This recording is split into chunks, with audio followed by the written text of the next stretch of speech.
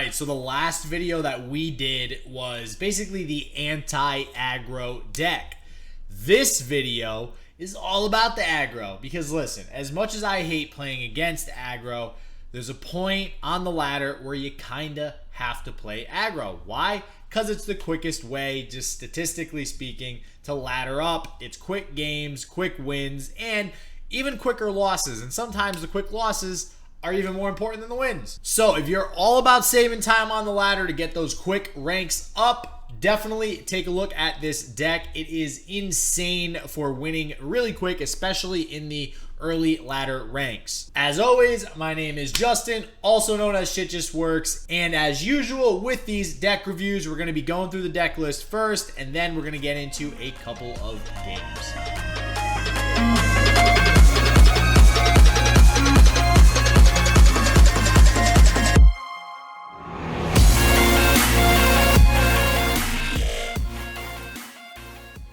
Alright, so as you can see, this deck is perfectly named Face, because that's how little I think of these decks. So anyways, this is a very, very typical aggro burn deck. If you guys have been playing since beta, then this looks very familiar, as it has a lot of the same cards that most of the other burn versions used. What you will notice is that Crimson Disciple is in here, and this card really, generally speaking, before this second set came out, people didn't think too highly of this card.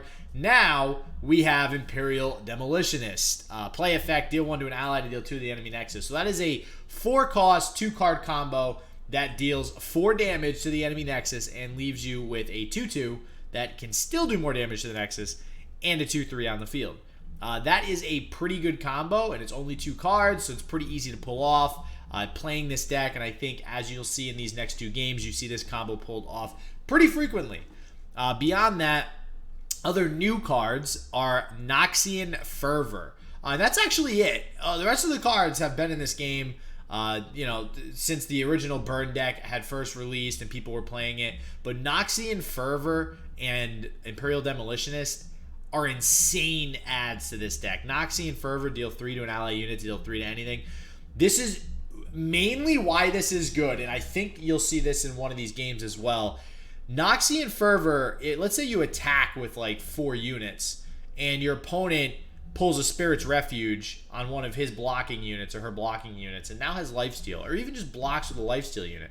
You can play Noxian Fervor to, I'm pretty sure it'll kill everything but a leveled up Jinx in your deck, and it will not only do 3 damage to the opponent's Nexus, but now you're also you're avoiding your opponent getting the lifesteal off on your unit, because the attack essentially gets canceled. The unit does not strike. Now you either got them to blow a Spirit's Refuge or some other sort of lifesteal card, or it's just a lifesteal unit that didn't get to attack that turn. And sometimes the difference between 1 lifesteal versus 2 versus 3 is huge in aggro burn matchups. So this is why this is such a good card. Because in all reality, you can't use this on Crimson Disciple because it has 3 health, right? The Crimson Disciple itself won't trigger. Now, if you get something like a Transfusion off, yes, then you can Noxian Fervor or Crimson Disciple. Feels really good. You get 5 damage. But that's a very fringe combo. Probably wouldn't happen until later in the game anyways. But beyond that, it's the usual stuff. It's the usual shenanigans with these decks. You basically flop your hand on the board, hope it does enough damage to win. You got the 2 Rummage and the 3 Jinx here. As long as you draw at least one of them during the game, it's usually enough draw power to get you through to victory.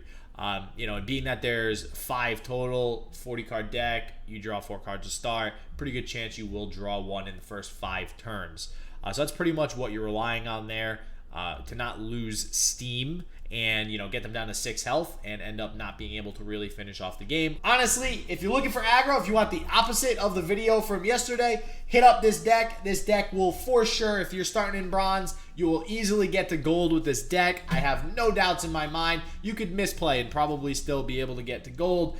Beyond that, it's even good to ladder to diamond. I did this with the previous season.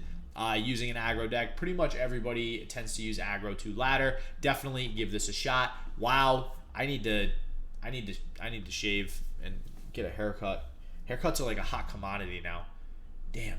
All right, and as always, if you are new to the channel, do not forget to hit that subscribe button. We got tons of Legends of Runeterra content coming down the pipe. And now the content you've been waiting for. We got this aggro deck, right? In the very beginning stages of the game, you really want to mulligan for as many 2 and 1 cost cards as possible. So in this case, getting the Legion Rearguard is almost always the best first play. It's so good to get that 3 damage in super early. It increases the probability that you will win the game immensely, especially versus something like a control deck. Now, beyond that, it's pretty simple to play this deck, I'm not going to lie. You just have to play on curve. So with Legends of Runeterra, this game is neat in that it has spell mana, and most games do not have that. They force you to play on curve. So one of the advantages Runeterra, I feel, has as a game is that you don't have to play all your mana every turn. Well, aggro says go face, says they don't care, says play your hand on the board as much as possible. So you are playing curve. If you can get a Draven out turn 3, like we have here, that is freaking awesome. It's very, very good to get a Draven out, put your opponent in a really weird spot. You can see here, it forces them to get excited when they probably otherwise would not have wanted to that early. Get exciting. Get exciting. Is that a thing? So playing that without having good discard fodder like a Shroom or an Axe or something like that probably feels bad for the opponent. Also, very important with this deck, Boom Crew Rookie. So there's another 1-drop in Noxus called Legion Saboteur. Does something very similar to Boom Crew Rookie. So Boom Crew Rookie is when it attacks, deal 2 to the enemy Nexus. Legion Saboteur, when it attacks, deal 1 to the enemy Nexus. You can put Legion Saboteur in this deck. I prefer to not run it. I prefer to run the 3 Legion Rearguard, as well as the Precious Pet. I feel that they are better. A lot of times, especially in this meta, having that 1 health is a very big disadvantage. It can be blocked very easily. At least with the Precious Pet, you still got the 1 health, but it can't be blocked easily by a 1 health, 1 attack follower like there are a lot of now. And that's the thing with the new set that just came out. There's a lot more to worry about as far as chump blockers. So I do prefer to run the Precious Pet and the Rearguard. If there was another 1-drop that had 2 health that was in these factions, I would probably be running that instead. So, you can see this effect for the Boom Crew Rookie getting off here. And again, they're having, my opponent's having to get rid of this Draven. So, honestly, having them have to expend to get excited like that feels pretty bad for them. It's a pretty good spot for me to be in. The Karma can definitely get them back in the game. I imagine they had that since turn 1, which is why they actually decided to play the 2 get excited like that. They knew they could get some card advantage back. There's not too much. I mean, I can get excited the Karma. I could Noxie and Fervor the Karma if I wanted to get rid of it. But the opponent is so far behind at this point that I really just want to go face and try to get the damage through. Now, this is what we were talking about in the actual deck construction, is the lifesteal. They got a Kinku Lifeblade. It's not cool, man. Not cool. We don't got time for that. We need to be winning games, and we need to get to the next game so we can do some laddering. And it's that, listen, it's a pain. I can't let it trigger any more than it already has. So, unfortunately, he's killing the Boom Crew Rookie. I would have probably attacked with the Boom Crew Rookie because it would have negated the 2 damage from the Kinku. Even if he blocked it, it would have evened out, but it would have got some damage off on the Kinku. And I could have also used a Spinning Axe to kill the Kinku. Now, when doing this attack, I do not want Kinku to live. I do not want Kinku to get any lifesteal off. So I decide to only attack with the Jinx. I don't attack with the Precious Pet because they'll probably block it with the Karma. I want to be able to save it for, you know, some final turn attack that's going to happen probably next turn from the looks of it. I don't remember exactly how this game went, but you can see I'm going very wide on the board. And that's one of the other things you have to take into consideration when playing a burn aggro deck like this. Sometimes it makes sense to save the unit because on the following turn, if they don't have enough units to play to just match your units block for block, even if I get just that 2 damage in on that 2-1 that I have there on the left, then that's 2 more damage that I basically got for free because this deck is not meant to actually have get attacks through, right?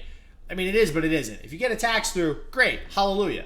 If you don't get attacks through, that's what the deck is supposed to do. The deck is supposed to get Boom Crew Rookie off. It's supposed to get Noxie and Fervor off. It's supposed to get Excited off on their face, right? Interesting interaction here, too, with the Dragon's Rage. I think I got that name right. You can actually just kill the opponent's unit that they are using the Dragon's Rage with and negate it, which is what led to the insta-surrender. So, Dragon's Rage is interesting. I think it's an okay card, but it's got a lot of drawbacks in that there's a lot of interactions that basically just negate it from even working, right? So, now this deck. Okay, I remember this game. So, funny enough, if you guys watched the last video, it was how to beat aggro with the Eye of the Dragon. This deck I'm playing against has Eye of the Dragon in it. So, a couple things here. I don't know what's in this person's deck. So, I don't know if he just misplayed and didn't play it correctly like he should have, or if the deck was built differently than maybe the version that I had, and he wasn't able to actually save his Eye of the Dragon. You're going to see here, I think he plays an Eye of the Dragon. When you have an Eye of the Dragon, you need to be keeping it on the field. Especially, well, mainly against the burn aggro deck, but really against any deck, right? I mean, that is a huge advantage tool and a huge tool that's going to get you back into the game. I don't know if, I mean, even playing, all right, so playing 2 here is probably okay for him, right? He has 4 mana. So next turn, he's going to be on the defensive. There's no reason why he shouldn't be able to play 2 spells here. I mean, maybe his hand's clunked up, who knows? He does have Sonic Wave. He's opting, oh, this was the first mistake he made. He was so worried about the Draven, he suicided the Eye of the Dragon. That is 100% not the right thing that he should have done. No way, because I still got an axe out of that too. And that's the good thing about Draven. I mean, even if somebody challenges it, you're almost always going to get 2 axes off of him pretty easily, unless they target it with some sort of spell the turn that he's summoned, which is huge for something like a Rummage, or really just for any sort of aggro in general, just to do more damage on the one unit that might get through for an attack. So he does get that 1 lifesteal unit off. Because of that, I only decide to attack with the Precious Pet. He can't block with any of these. I get 2 free damage, and that ephemeral unit will die. Now, he plays another Eye of the Dragon and puts himself below 3 mana, and that's exactly what I was waiting for. I could have Twin Discipled earlier, but I decided to do it after he went below 3 mana because I'm worried about Twin Disciples. So, another big mistake on his part. He should have been playing around being able to save both Eye of the Dragon. So now he's down to 1 Eye of the Dragon. Honestly, if I'm able to kill that, this game's over. At least in my eyes anyways, right? I don't know what other lifesteal he's playing. He is playing Shadow Isle, so that he does have access to a lot of lifesteal. But I'm thinking to myself, all right, if he's playing something around this Eye of the Dragon, and he's playing Vile Feast, right? So, okay. He's got Vile Feast, he's got Eye of the Dragon. I don't really suspect that he's playing maybe Withering Wail. He might play Grasp of the Undying. Not positive. We'll see. I do get the Noxian Fervor off, so in my eyes, I'm like, nice, sweet, we are golden. I'm going face. We got this all day, baby. I mean, I basically, you can see in my hand, I have game. I was at 3, 5, 6, 7, 8, 9. I'm 2 off from game without getting any attacks through in my hand. Okay? Right now, I'm getting 2 damage with the Boom Crew Rookie. Now, with these Boom Crew Rookies, and if you were playing the Legion Saboteurs, which I think I started getting into this, but I got off track, if you can get 1 trigger off and have them live, that is huge. That is huge. All right? That is so good. You're going to get such insane value. I mean, because think about it. You're paying 2 for a 1/4 body. Now you just got 2 damage off. And now the body's still sticking. So you basically just paid 2 for 2 damage, which is like Mystic Shot. Now the Boom Crew's just free value. Not only that, if he's able to attack again, you're getting 2 more free damage. So yeah, 1 attack through, and same thing with the Legion Saboteur. That's only, it's 1 cost. It's like a Blade's Edge, right? So try to get them to live if possible. A lot of times you don't have a choice, but Now speaking of living, with the Transfusion, which I don't think we have one now. I think we draw one in a little bit. You don't ever want to use a Transfusion to save something really like a Boom Crew Rookie. I mean, maybe in some certain situations, sure. But a lot of times you're going to want to be saving a Jinx or a Draven, or using it to push more damage, namely by transfusioning a Crimson Disciple and buffing another unit to either trade or do damage to the opponent's face. Transfusion I love in this deck. I'm thinking about adding a 3rd, so we'll see what happens. I do opt to not block here. I could have blocked with the Grenadier just to save, I don't know, a little bit of health, but I didn't think it was really worth it. Obviously, we don't want to block the barrier and the lifesteal, so we have so many other options to do damage. And this is the combo that I was talking about earlier with the Disciple. Oh my god, it feels so good to get that combo off. Like, it's such a cheesy, easy, obvious combo, but it just feels so good to just, here we go, 4 mana, 4 damage, I got 2 units on the field. What up? Like, that just screams burn, all right? And I think here we're able to put it away. And this is exactly what I was talking about with Noxian Fervor.